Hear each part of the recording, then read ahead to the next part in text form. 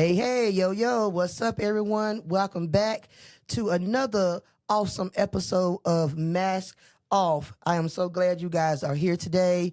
And it's a special episode for me, as I already expressed in my social media and on my YouTube page, Masc Off Podcast, that my special guest today will be no other than my mother, Janie Phil. Let's give it up for. Yes, yes, yes. Yes, yes, yes. I am so glad you're here. Oh, yeah, calm down, calm down. Yes, yo, she is here today to help me set the vibe, set the stage, if you will, for what I want to bring through on this awesome podcast for me and for you guys today and for future episodes. So the title of this episode is Masc and Mom, for me playing in her closet to coming out of mine. And I know some people probably was like, what? But yeah, on my social media page, I had shared some questions for you, the viewers, to respond to. And within those posts, I had added some pictures of myself when I was a little girl, more, dressed in dresses and looking like a little cute little patootie. And just to try to set that stage. So today we're going to ask some questions. And we already had a conversation of what is off limits that I'm not going to ask. But we want to just be fair and be open, coming from my perspective with having my mom being who she is and hear her feedback and her side of the story with me being who I am. So first off, thank you for being on the show. And tell everybody a little bit about yourself for who you are and, just whatever you would like to say about you. Hello, I'm Janie, of course, Tiffany's mom. Mm-hmm. I am a religious person. I believe in right. I believe in peace. Mm-hmm. I believe in understanding. The first thing you have to understand, people, we're going to talk about my daughter Tiffany. I understand Tiffany, where she's coming from, and I love her for being Tiffany. Oh. And growing up as a child, she was my little girl. When I realized when things started changing when she got into high school. Well, she's going right into the meat. Go ahead. Go ahead. In high school, I realized then it was a difference in her. Mm. But that didn't stop me from loving her. Mm-hmm. Love, kindness. I wanted her to know that I loved her in spite of. Mm-hmm. But you didn't know anything about, I don't think you knew anything. Well, I didn't. I don't think you did when I was in high school. I was very, I always been a tomboy. I always, I never been fond of dresses. And we'll talk about that too. I never been a fan of dresses. And the reason why, I don't know, you remember my aunt, your sister, when my parents were together, my mother and father were together, the house that we had a pretty nice sized front yard, and we had a wedding. My aunt had her wedding in our yard. And I had on this really pretty dress and had the laces and stuff, and everybody was all pretty. I was like, that was my first, been to church, being dressed up for church. But, it's different. Church dresses is different from wedding dresses or ballroom dresses. So it was like big, and I was like, ooh, I look nice, but I wanted to play on, we had a swing set in the backyard, and I wanted to play on it. So I went out there on the swing set, and my mom came out there like, you got a dress on, get off of that, you can't play on that. And I was like, what? I can't play on it because I got on a dress? Oh no, honey. I was like, what? And it felt like, I was like, no. And I had the pantyhose on, and I was like, man. And I feel like at that moment, that's when this this thing started with dresses. Because I'm like, if this thing is going to prevent me from doing the things I like to do, I don't want it. And talk about your daughters, how many children you have, and yeah, just tell a little bit more about yourself, some of the things you like to do, your interests. I have 4 daughters. Mm-hmm. Mention their names. If you want to, yeah. The oldest daughter is Crystal. Mm-hmm. Next daughter is Tiffany. Second oldest. Second oldest. And the one next to Tiffany is Janie Diarra. Mm-hmm. And the baby girl is Oreen. And I always been an overprotected mom. Yeah. I always wanted to protect them from, let's say, danger. Mm-hmm. Okay, and get back to me.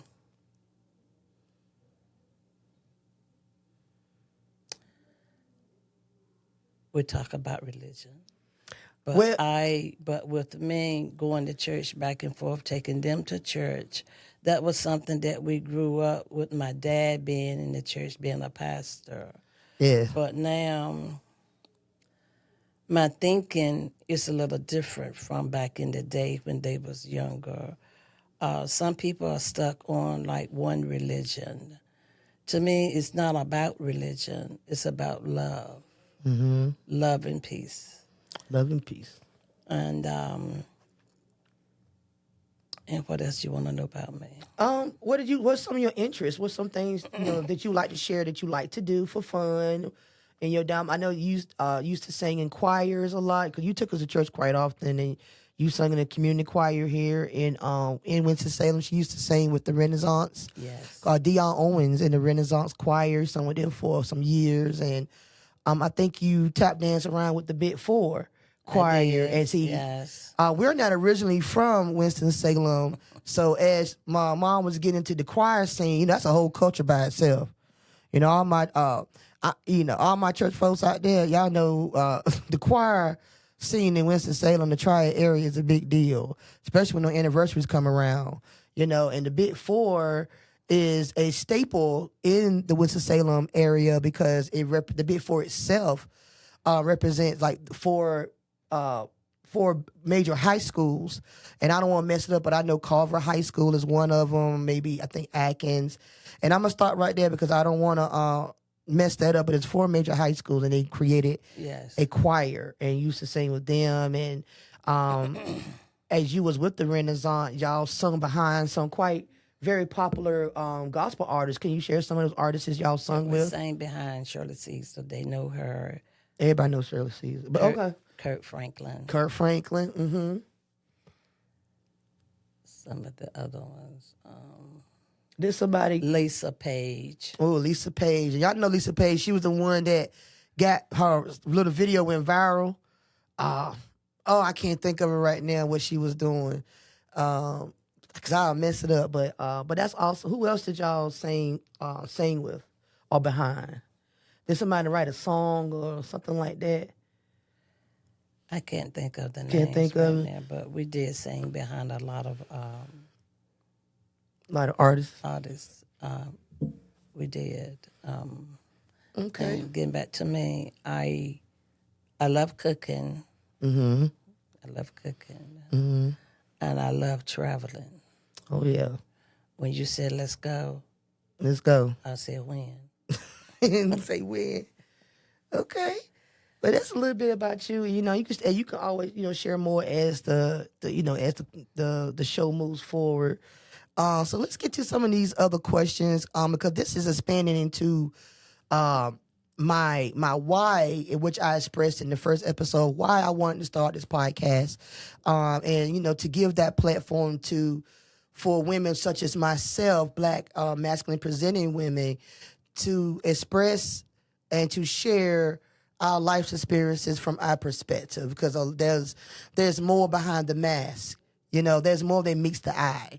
And I wanted to bring my mom here as my first guest because I felt like she'll be that person, like, authentically knows me behind the mask. She knows me with my mask off, because I'm her kid. And there are there are some, people such as mine that, looks like me, where their parents or family, turn their backs on them because of their sexuality, because of their lifestyle. And I empathize with that, and I couldn't imagine how that would be, because it could have.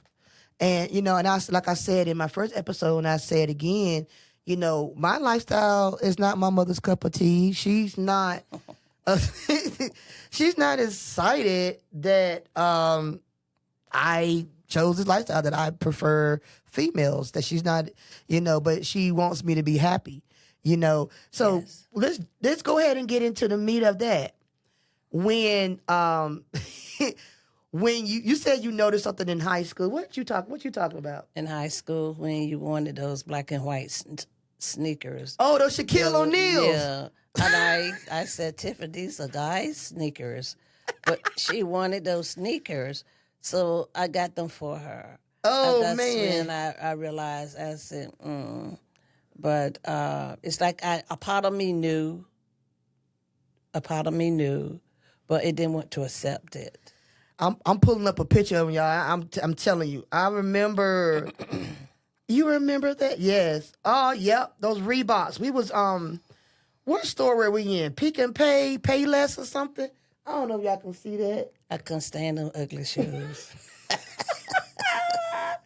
I remember. Yeah, what? Cause That's when I realized it dawned on me. I said, yes, she want those. You want those ugly shoes? Those shoes. But I bought it. Then from there on, I watched you as you went off to college, and it's like I said, I knew, but I don't care for the lifestyle. But it don't change my love for you. Right. I love you, and I want the best for you. And that's a lot of parents' opinions that Yeah. and you are entitled to your opinion, and it doesn't bother me that she doesn't care much for the lifestyle. That's her opinion. That's her feelings, and she's entitled to that. And I think one important thing is they can get a parent and their child to a good place, is just a place of understanding. Right. You don't have to like something to have some type of respect for, and try to understand it. And even sometimes you may not never understand, but you get to a place where you look past that and see the person. Right. You see the person behind the mask, or behind whatever mask that they are behind. But for me, it's my mask, the mask and presenting. And one thing, I've never tried to be a boy. No. That was never, and nothing against individuals that are one gender and choose to want to be represented by the opposite. Nothing, no shade on that. That's their choice and feelings, and Godspeed on that. But for me, that was never what I wanted to do. But I played sports, and I always been tough. And it's funny because I'm still stuck on those Shaquille O'Neal shoes. Like, I did not know that that rung a bell to you. I remember I wanted those shoes so bad, and then I got mad because there was another boy in my school, because I was the only one who had those shoes. Nobody else had those shoes but me. And this other boy, I know his name, Ira. His name is Ira, and he my Facebook friend went to school with me. He had a pair of them, and I was mad that he had them, because I'm like, man, now both of us got the shoes. I don't want them no more. I think I ended up giving them to one of my uncles, or a guy friend of yours. I gave him to You him. did. I ended up getting rid of them because I started feeling some kind of way. It started making me feel, some kind of way, because I felt, thinking back today, you didn't like them, and maybe that was the vibe I was feeling, that why it made me not want to wear no more. I think. Really? I don't know, but I played basketball with them, but I love those shoes. Wow, that's interesting. Yeah. So, When you gave them away, I was like, yes. see them, gave those I'm shoes sorry. away. So let's do this too. So you had a feeling, you felt like, oh, I mean, what were you thinking? Give me some more. Like what? Oh, she liked these boy shoes. What did that mean? What does that mean to you? What did it mean to you? I didn't like the idea. I didn't like it. I didn't like it. Like I said, at that time, if you'd came out and told me then, I might not have accepted it then. I didn't know either. I didn't like that lifestyle. But like now, later on in the years when you told me, then I realized that love conquers all. Because I didn't change. Right. Like no. As a person, I didn't change. Nothing about me changed. The only thing that was added, the only thing that came out was who I was attracted to. But that don't change me as a person. You know, that didn't change me for who I was. Right. It's just my attraction. And in high school, middle school, high school, I wasn't sure or about it. Because, you know, as I said to you guys in the first episode, I dated men.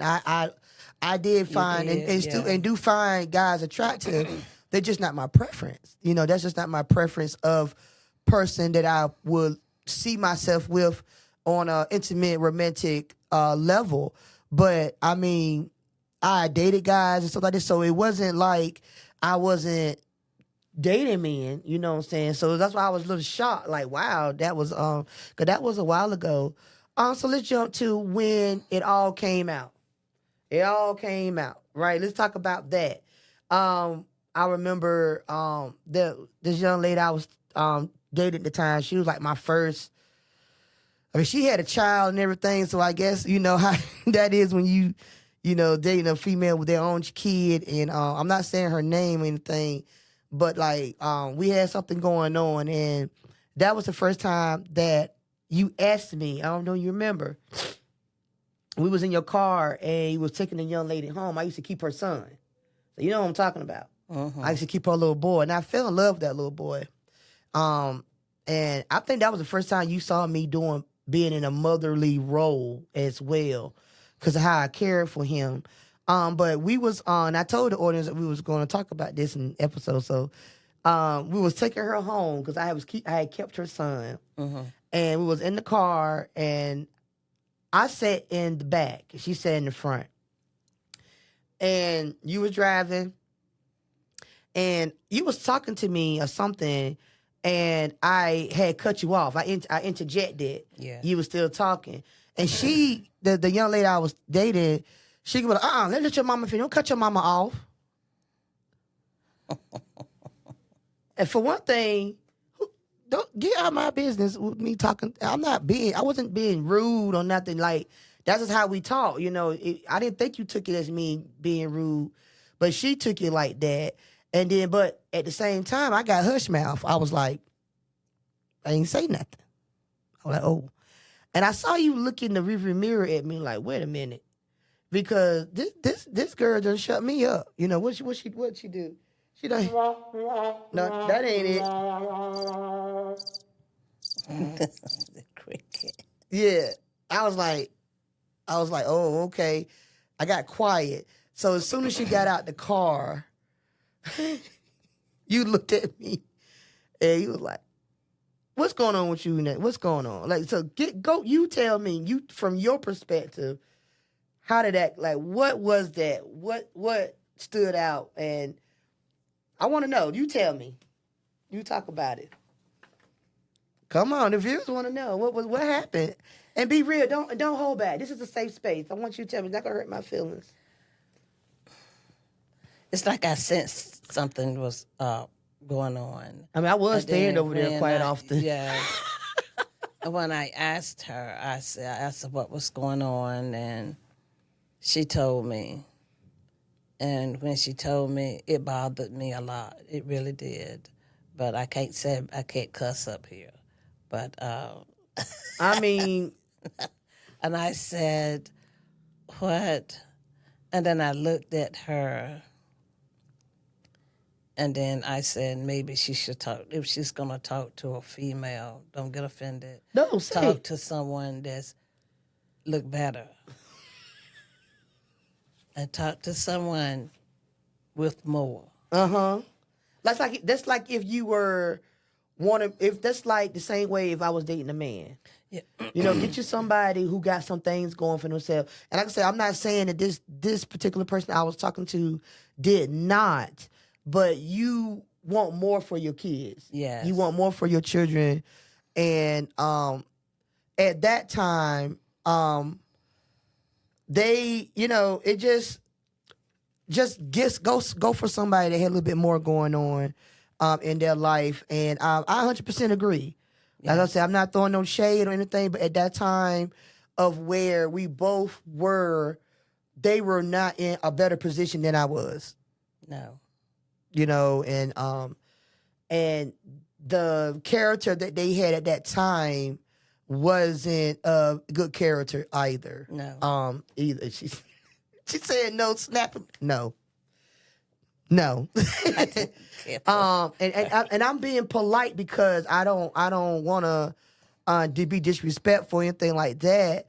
But I mean, this person, and they'll probably watch this podcast, but this person dissed me, left me, and went off and married their ex because I'm gonna say why, because they needed help with their rent, and I didn't have it. I didn't have the money because we both were in the same situation when it came to employment. And I'm like, I'm not able to help with that, and they was in a place where they needed help from someone, and I wasn't that person at the time. So in my opinion, because that's how I felt, they ghosted me, and I find out through my godbaby mama.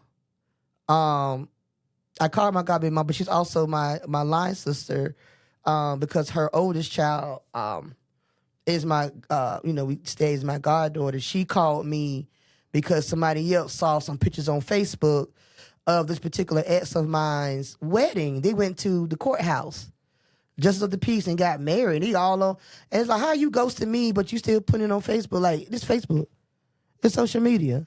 People going to see this, And I'm like, you went and married that girl and moved in the home and stuff and everything. And I was like, wow, that's a trip. But yeah, I definitely agree. I mean, and I wish this person the best whatever they got going on and their son, because I fell in love with that little boy. And but I hope he's doing well out there as well. But like I said, I don't want to name names and stuff like that. Okay.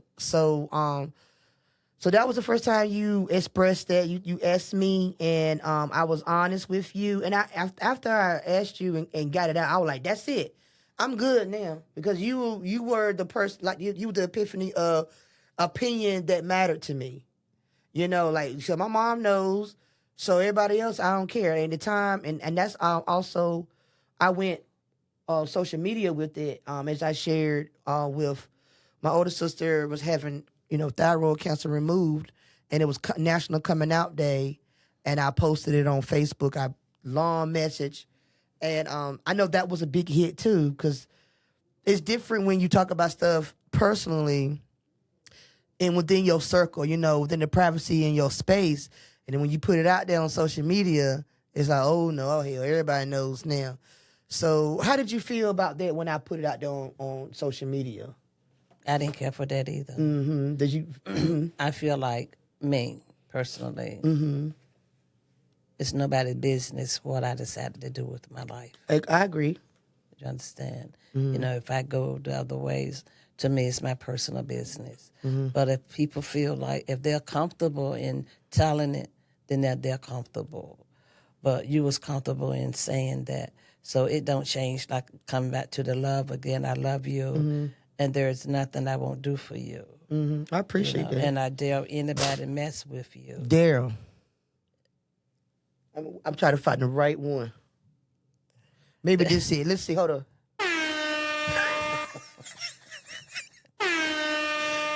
She said she dare. Char. That goes for all my girls, and people will speak of that. So don't mess with Janie daughters. And I'm overprotective of you guys because I mostly raised you all I was mom and dad. That was hard being mom and dad. You know, but that was hard. I did a good job. It can't, and it, and I say this: my mother's a helicopter parent.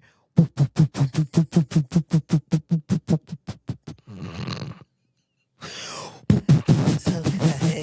Thank you. Yeah, look it up, Google it. I mean, honey, tight. My older sister earned a reward to eat lunch at, I think, Pizza Hut or something with a couple of her other classmates from achieving something in school. And my mom was like, I don't know that woman. You not going. You ain't going out, and I don't know those kids. And, my sister was feelings with her, but they came back and brought Krista some pizza. Remember, they brought her some food back. You was just overprotective. And I would say, my two younger sisters, it's like a gap, like a 12-year gap before the third sister was born. She got the same first name as you, Janie. But we call her by her middle name. She, when those two was born, her and the baby girl Ring, when they was born and started growing up and getting into things, me and my older sister Crystal was like, you gotta chill out. You need to let them experience some stuff because you projected your fears on us and you didn't mean to. That's just what you knew to do to control the situation. Because there's some trauma behind it, and when you experience certain traumas, it make you lock it down and, protect your kids. And with that being said, me and Crystal was like, look, let them do this, let them do that. Even for me going to the prom, that was something by itself.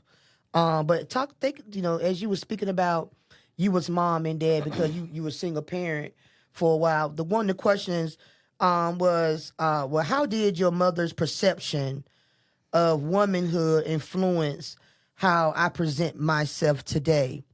And the perception that you put out to me as being a woman was strength, love, respect, toughness, because you was a tough cookie. You're a little mean too, because some of my friends in the neighborhood were like, your mama mean. I'm like, you. But then when my friends come to the door, ask me, can I come out and play?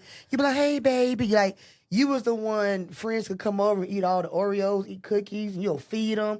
And me and my sister just be like, who that lady? Because she's mean hell to us. She don't play. Y'all don't know. She tough.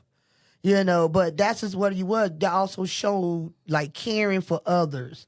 No matter what, you take care of other people. Right. And I'm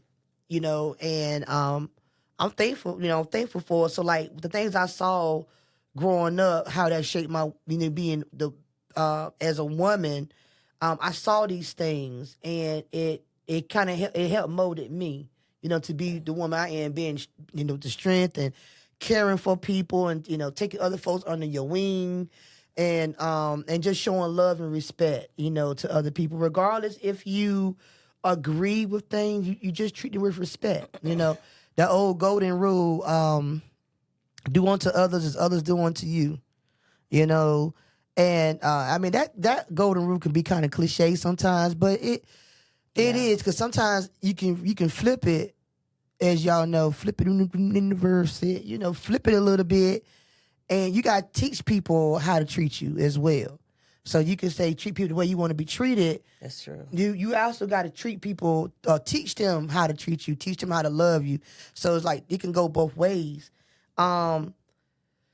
So was there anything that I did, any hobbies or activities that I did that kind of surprised you with me? I guess in a sense of showing that tomboy side of me, or like, oh man, something up with her because she wants to do this. I don't think I did anything, but No. you tell me. No, you played basketball. Mm-hmm. You played volleyball. Mm-hmm.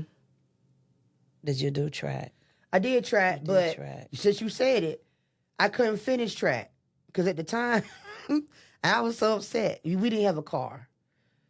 We didn't have a car. And I mean, yeah, we didn't have a car. But you look at they ain't gonna save this. We didn't have a vehicle at the time. And you being mama, you being the single parent. Like, listen, you can't do this because I can't get you back and forth from practice. Because there was sometimes I had to walk home from school. And it was a good little walk. I know. And you know, and I'll tell you, I'm from the city of Roanoke Rapids, North Carolina. And I had to walk from the high school to home. And I think I lived, and this for my people back home.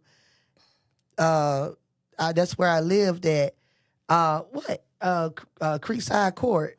That's where I lived, and I had to walk from high school to my high school sometimes back home.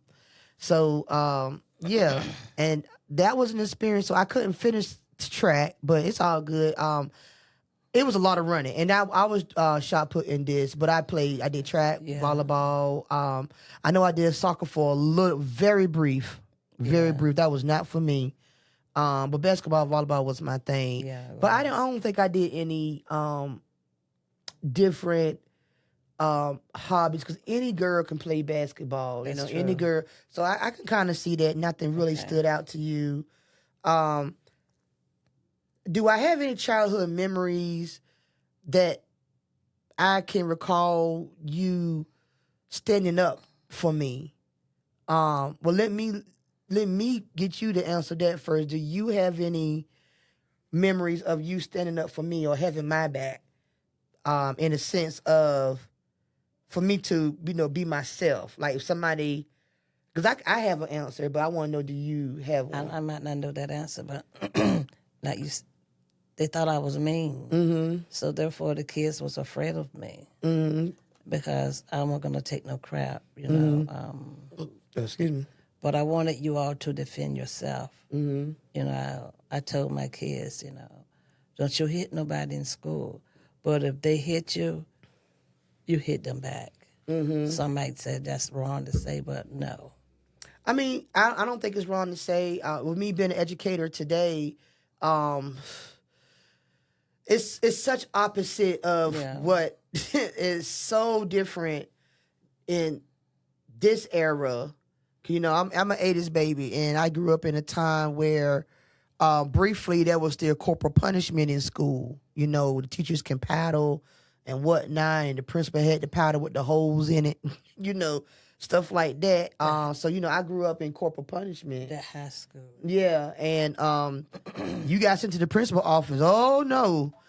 But that didn't last long or not anything like that. So, because I think by the time I got in fifth grade, they had cut corporal punishment out. I believe that was a time when Bill Clinton was president and whatnot. And I could be wrong, might be a little off, But anyway, I have a few childhood memories.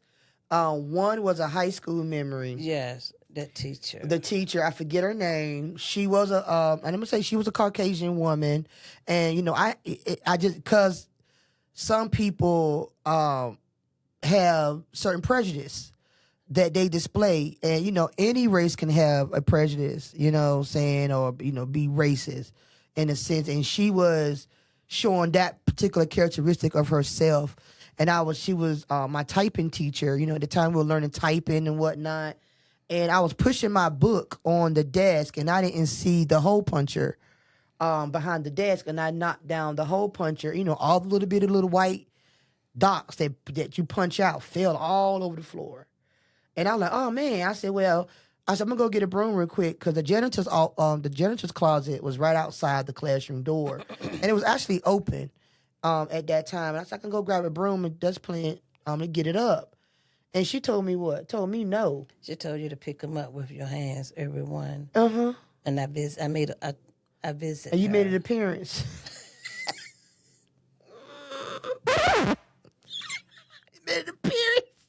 You made an appearance to that school. Yes, I did. And I'm going to tell y'all this. I'm going to learn these buttons because I want to do the... Yeah, she made an appearance to that school. She showed up and showed out in the nicest way. And I didn't like it. She made me feel some kind of way. I had a friend that sat beside me, and she whispered to me, and she said, "You pick those.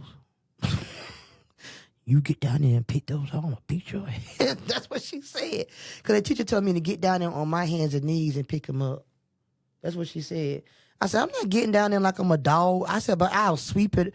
I'll go get a broom and sweep it up. And she said, you walk out this classroom, I'm going to write you up. So I was like, they stayed there. And I was that kid where if I had any situation, I didn't get in trouble a lot at school, you know.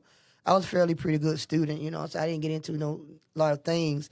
But came home, told you straight up what happened.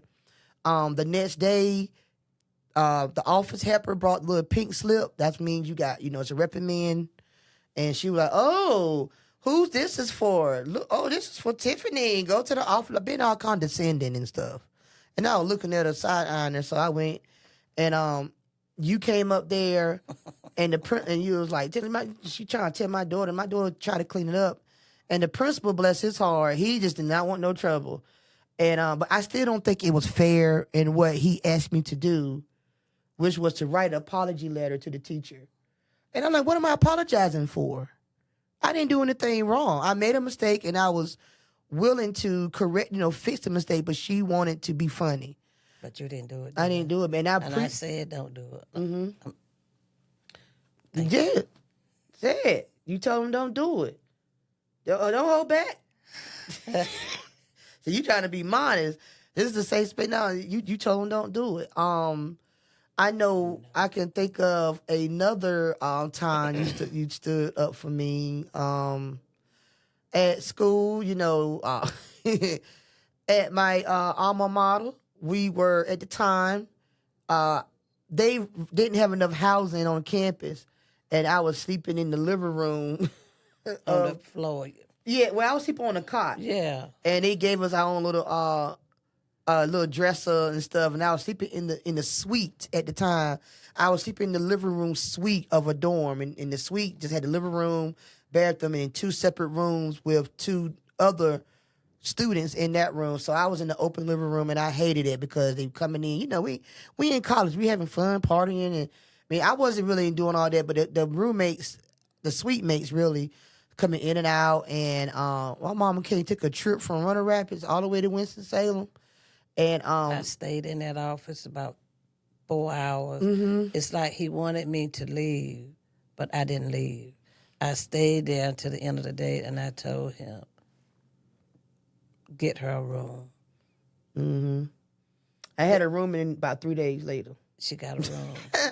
I had a room about 3 days later, and I was a little mad about it because at the time I was a sophomore, and they put me in a freshman dorm. Mm-hmm. But I got cool with that because that particular person that was my roommate, we became really good friends, and she's actually my sorority sister today as well. I pledged before she did. She pledged the year after. But we became really good friends at the time from that experience. But I was like, I'm in a freshman dorm. But I took that freshman dorm over not being in that situation that I really didn't care too much for. But at least you had a room. Yeah, then I had a room and on campus and was comfortable. Let's see. So, how have your relationship with your mother evolved since you begun presenting more in a masculine presenting way? And again, I say that word masculine presenting just to give the context of, presenting. I don't wear dresses. I don't wear all the stuff that a more feminine woman prefers to wear. That's what I mean. And the way I dress is perceived as a masculine dress. But I'm a firm believer that clothing do not have genders. That's what society, that's what the powers that be put on, because women can wear pants. The pants are not only just for men. Women wear pants too, we can get into that too, but I'm me. So, how has our relationship evolved since I've been presenting more? How do you think our relationship has evolved from me? Because there was a time I used to have the bangs. the swoopity dupes. And I did the makeup, I did the eyeliner for a minute. The wig to wear. I brought the wig. You got my first wig in high school. Let's table that. We'll go right back to that. Cause that's a story by itself. When did you how do you feel like our relationship evolved since I started dressing more in the way I feel more comfortable in dressing, as from then to now?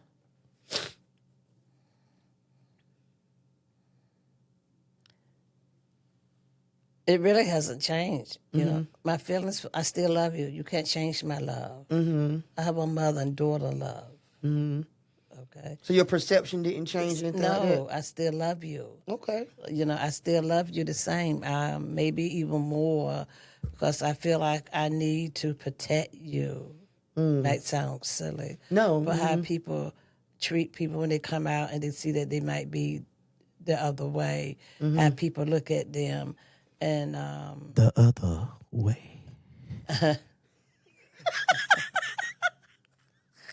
And we were out, like, it was at the restaurant eating, and this girl says, "Sir," I said, "That's my daughter." That's my daughter. You corrected, yeah.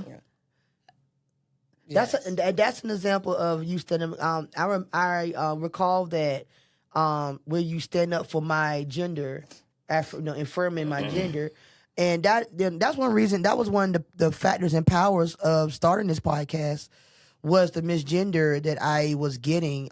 Even before I shaved my head, when I had the sauce, as I spoke about the little sauce, it was. But I feel I am more correctly gendered as female, bald headed, than I was when I had the little sauce and the styles.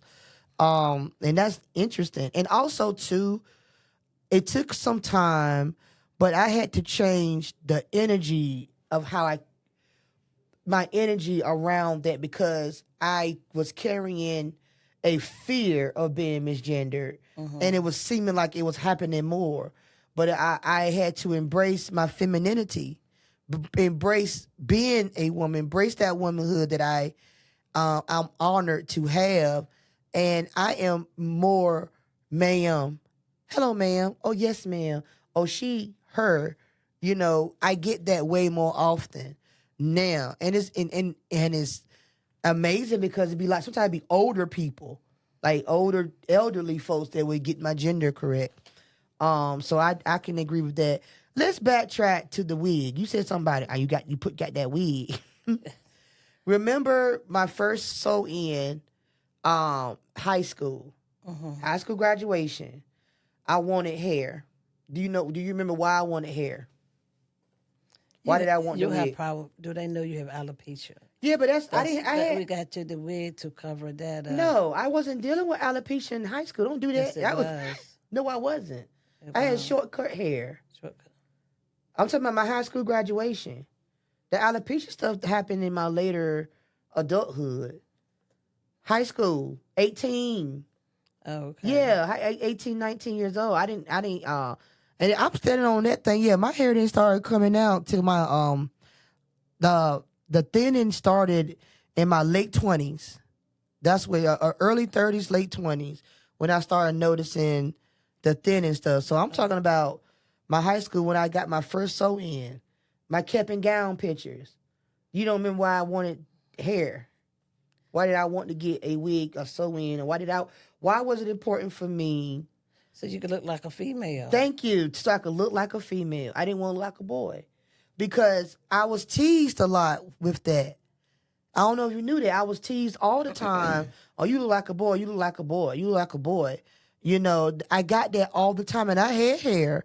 I had the curls, just a little cute shortcut, pixie cut. I never really had a lot of long hair. I always had like short hair. And I remember when I started getting it done, getting little tapers, getting little curls and stuff. So, I always had like a short hairstyle. And it was like I was dissed more about, looking like a boy or, something like that. So it was weird, but it was important to me. I said, you know what? I don't want to be mistaken, because, when you put that cap on, I felt like the cap was going to cover all my hair, and they wasn't going to see my curls, and they're going to think I'm a boy. And I didn't want to look like a boy in my high school picture in the yearbook. That's why I wanted hair. And I hated those pictures. You brought some, gave it to family. I couldn't stand it. But that's what you wanted to And have. that's what I wanted because I wanted to appease something else other than myself. I wanted to appease others. I wanted to try to stop something from happening that was already happening, of being misgendered. And I carried that energy with me all the way up to 2025. But now you don't have to do that. I don't do that. And with me being bald-headed, it's like it liberated me, from that. So let's back up even further. When I was born, I told you I was going to bring it up.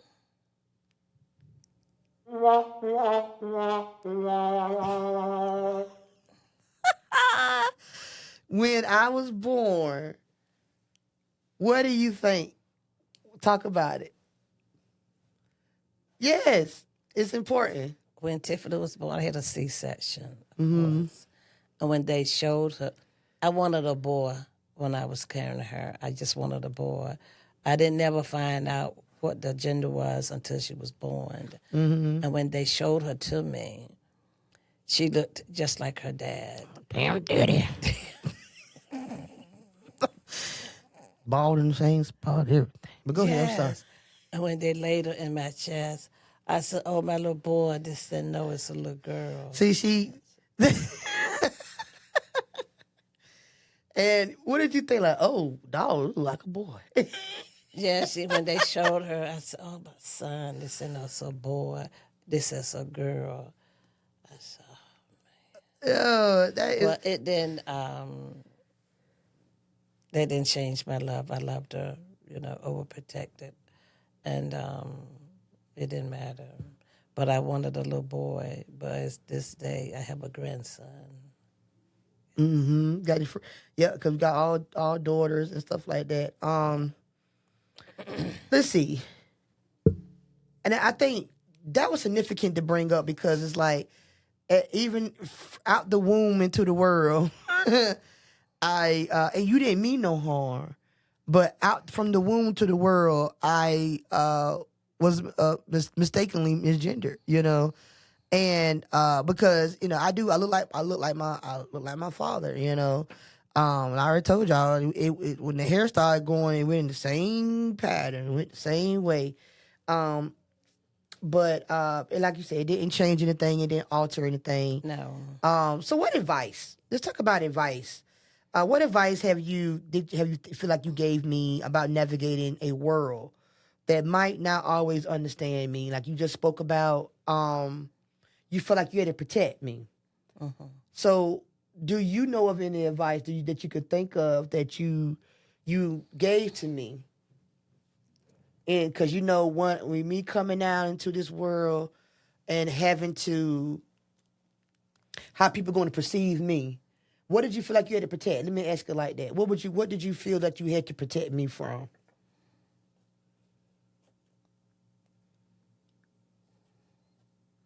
As growing up, protect you. I didn't want people beating up on you. That's what I'm talking about, protecting you. Mm-hmm. If anybody wanted to come after you, I wanted to protect you in that way. Mm-hmm. But because of my presentation, my sexuality. No, your sexuality had nothing to do with that. Oh, okay, that was just a protection, right? Oh, okay. Oh, that's what I thought. I thought it was more of a protection of. Oh, now that you're presenting this way, I need to make sure I protect you even more. No. Okay. Do you ever feel like you had to protect me? No, you protect yourself. You're a grown woman. You protect yourself. Well, I got so advice that I feel that you gave me about navigating the world. I guess it kind of do coincide with that. You not necessarily was protecting me from the world because of my presentation. Right. The advice it never came from that place. I don't recall you ever saying, "Now, Tiffany, people gonna look at you a certain way because you like this." I do not recall those type of conversations. But the advice I received, do right, treat people right, be honest. Right. I don't like liars. Be honest and don't put your feet on me. But you can't stand, don't do that. If you're going, one of my favorite things. And me and my other three sisters, we all share the same value, love of this value that you instilled in us was you're a very supportive parent, very supportive mom. Thank you. And you will say, if you're going to do it good, do it well. Whatever you want to do, you can do anything you want to do, just do it well. And, be good to people. And especially when we didn't feel like doing something, well, you got to do it, you got to get done. That's one thing you would say. You get some other advice, just Reach for the stars. reach for the stars. We were very heavy church goers at the time. Still go to church, but I'm more of spiritual than a building church attender. I like to say, because I feel like the person with the church. Yes. So I'm not much of a church building attender. I'm more on a spiritual, deeper spiritual aspect. But I am proud of the church building attending that I did, that you drug us to quite often, because it actually put me in a position that I learned a lot of skills that I used when I went off to college, when I, being able to talk to people, becoming a youth speaker, and you standing in front of you get to stand at the pulpit and give up scripture and do a little speech, to the people, to the congregation. And that wasn't always easy, because when you gotta talk to your peers, your people sometimes it can come with judgment and stuff like that. So a lot of the things that was important to you helped me, as I grew up and become the woman that I am today. And I appreciate that. Let's see. I'm gonna say this. I had put questions out on my social media, and it's gonna grow, and it's gonna reach a lot of people, millions of people. I'm gonna say it like y'all, boy, millions and millions, millions and millions, billions and billions of people. I'm gonna say it like him, and I wanted to just put this part in. So, before the podcast, before I air, I'm going to put questions out for you guys to answer.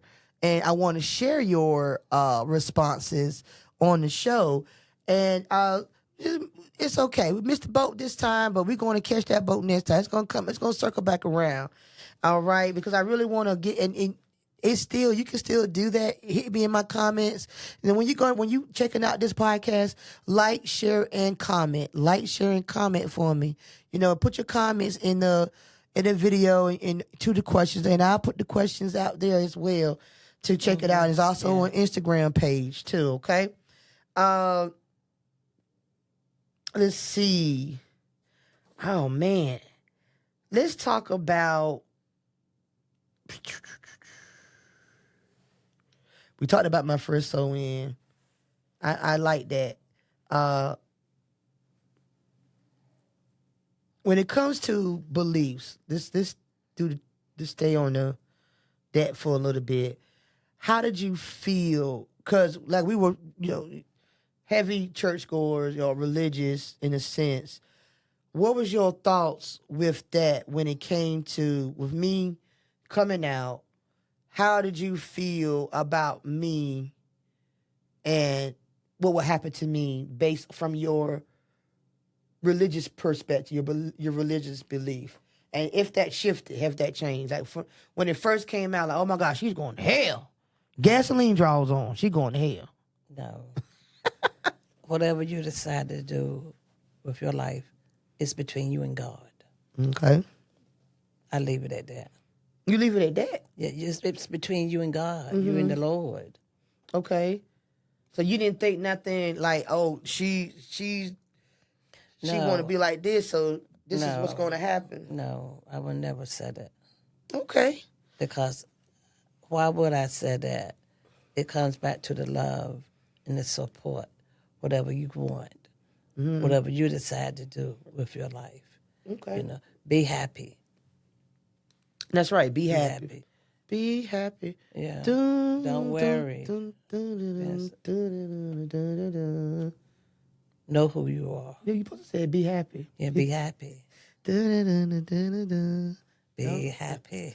Da-da-da-da-da. Don't worry, be happy. Don't worry. Be happy. Be I like that. Yes. Live your life to the fullness.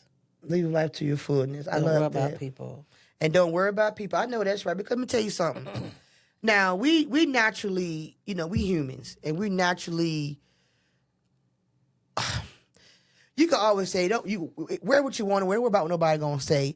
But still in the back of your mind, you still are worried about what people gonna say. No, look decent. You don't want to be nobody want to be talked about. Nobody want to be, look at them, because we do it. We be looking at that guy on. But they ain't dressed right. And look at it come out. But they're coming out looking like that. Because we said they ain't dressed right.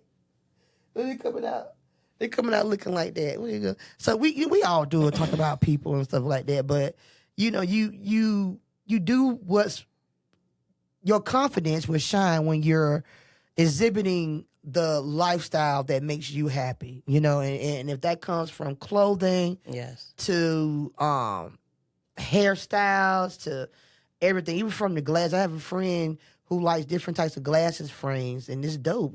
Different frames of glasses to set off different fashion statements. Speaking of clothing, this past Christmas, I would have to say I want to share with you guys was probably one of my favorite Christmas gifts that my mother got me, and it was so simple because it was me. Now, the Christmas gifts, when they were clothing items, because my mom is famous, and my cousins would tell you, my mom is famous for buying pack of underwears and socks for Christmas. If you're going to get anything from your aunt, and they call my mom, her middle name is Clarice, so they say, Aunt Clarice, she going to get some socks and drawers. You're going to get some new socks, some new underwears for Christmas. And they be looking for those socks. They be waiting. Aunt Clarice got some new socks. They be wanting those socks. You know what I'm saying? But, and I'm always loving socks, but I think it took you a while. The switch finally went off. You finally got it right. Because some of your clothing selections for me, I didn't care much for. And I think this was my first time telling you. Because I'm appreciative of my Christmas gifts. Of course, raised like that to be appreciative. Because, when you haven't had everything, when somebody get you something, it's the thought that counts, right? They didn't have to get you anything, but they got it, so you either wear it or, keep it or, give it to someone else to wear, So some of your clothing items, tops and bottoms that you would get me, I ain't catching much for them. Because I'm like, that wasn't me. that's what I liked. That's what you like. I didn't like it. And what did I tell you? We was eating out, and you was, getting ready to go shopping, like get stuff. You're like, what do you want me? You asked me. That was your first time really asking me, well, what do you like?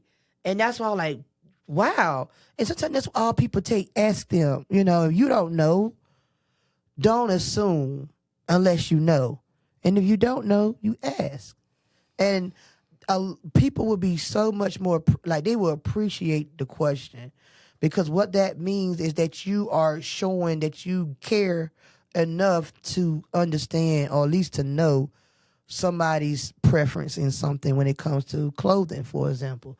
And I say, Mama, I know you're going to probably get me some socks and drawers, but you ain't got to get the drawers, because that's another thing. I don't wear, I don't wear women's underwear, unless I'm still a woman, unless that old heifer comes through every month. The ladies know you gotta make sure you good. I make sure I'm good when that comes around monthly. But I prefer Boxers. more. Not boxer, boxer briefs. We're gonna put it out there. And you was in the store for me.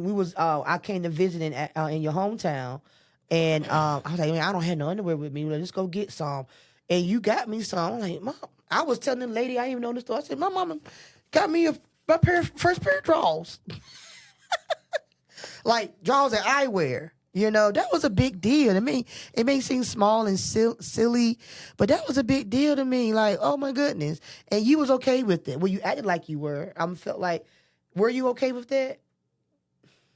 Long as you're happy. What did I say? She didn't want to buy my drawers. Yes, I did. You were like, Long as you're happy. Yeah, honey. and but so my Christmas gift, you got me. I said, give me some sweats or something. You know, give me some T-shirts. You know, I like graphic.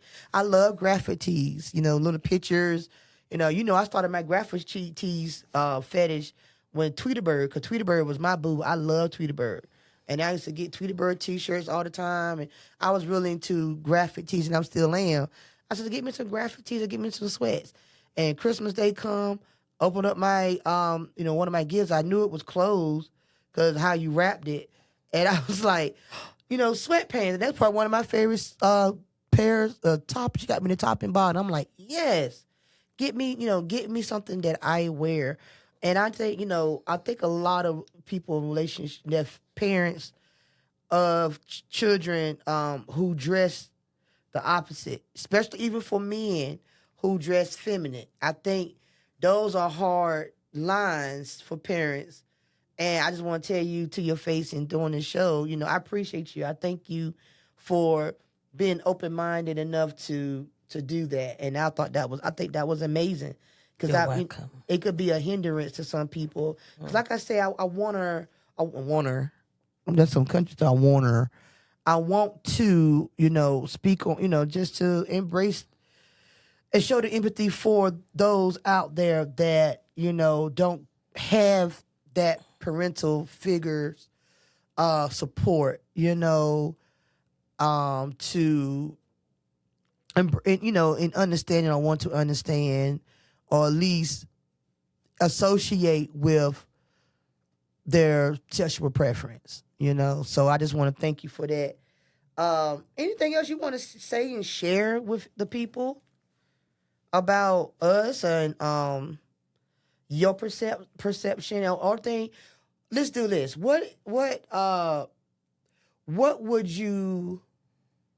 advice would you give a parent, mother, father, or whoever is taking care of a child or a parent of a teen or adult? Some people don't come out the closet until they're an adult.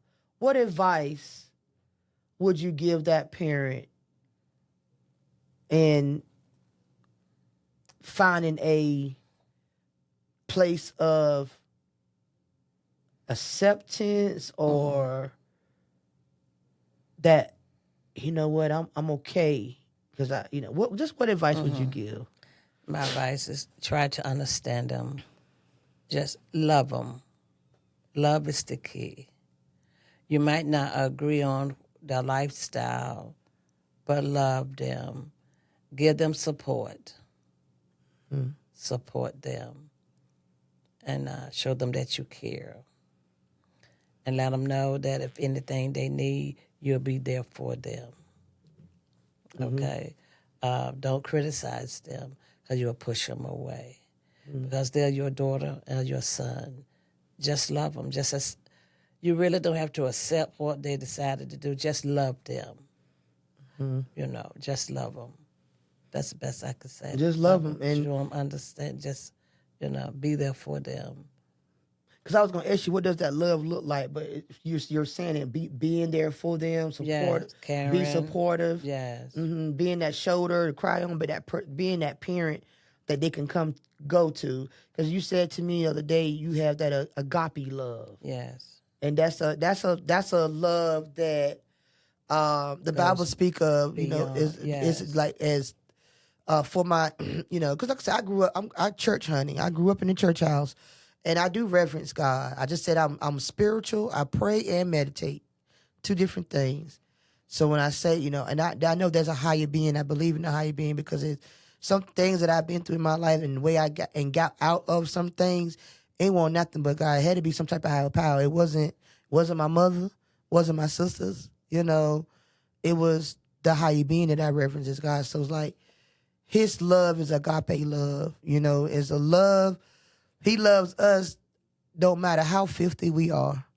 You know, how down deep dirty that we got things we got going on, you can still come to him and he will, make it right. So I appreciate that. But so we gonna go ahead and wrap this wonderful episode up. And again, for my audience, I really hope that you enjoyed me sharing my mom with you, and the vulnerability that we share here with you guys about my childhood and her perception of me. And I learned some stuff here that I never knew, especially those Shaquille O'Neal sneakers. I mean, that's significant because I feel like I saw your face, but I didn't understand it. When we at Pink and Pay or Payless or somewhere, y'all remember Pick and Pay? Do y'all remember that store? And Payless Payless Shoe Source. But I remember Pick and Pay. You pick your shoes out and you pay for it. I remember that store. And I also remember that group came out, was it Jade? And they had different Timberland boots, and me and my sister wore those boots, and she got the green ones and I got the black ones. Those rubber boots, the ankle, they go up past your ankle. But then Timberlands came out and kind of took over that scene. But y'all guys, I really appreciate you guys coming through on this wonderful podcast, Masc Off, to take in this conversation. I do hope that I feel like I know, hope that it reached you. And if there's something about it that you heard that resonates with you, or you had a similar experience to what we talked about, or you had an opposite experience, share it in the comments, share, and comment. I want to see it. I want to, and I'm very with it. I'm going to respond to you, give you some feedback, and I'll probably follow you back too. You follow me, I'll follow you. We're going to follow each other. As long as you're going somewhere, you're going to a good place, I'll follow you. Follow me because we're going somewhere. And you want to know where we're going, follow me. Right. Join the journey. Huh? And thank you for asking me to be on your show. Yes, I am very grateful that you came, and you are so welcome. Thank you for acceptance. I know, I'm only, coming up here, this isn't different. And but honey, you sung in front of famous people. You travel, you good. I figure you'll be good. But this is a different, thing. You know what I'm saying? A different vibe, and I really appreciate it. And so we're gonna go ahead and sign off. And again, I will on episode 3. I have a guest coming. I'm gonna do that episode in March. Next month, and I'm so excited, just as much as I was for my mom, about my second guest that will be here. And I will wait to post about the guest, but I will say this young lady, I was just surprised that she resonated with the podcast. Excuse me, she reached out to me. Thank you. And was like, I wanna be on your show. And she's coming in March, and I'm super excited about that. And she's going to bring her perspective. She is match presenting, and she is a retired professional basketball player. She played overseas. See, we're going somewhere. Join the journey. Jump on and follow. Click like, share, and comment with us. Again, thank you guys for jumping in on the Masc Off podcast, where we are. My mother helped me go behind the mask, because there's more than meets the eye, right? And I so much appreciate it. Until then, guys, thank you so much. Thank you guys so much for joining us. I don't want to do cricket. That's it. Thank you so much. I'm going to learn these buttons. We're going to get it right. All right, guys. Thank you, and have a good one. Peace.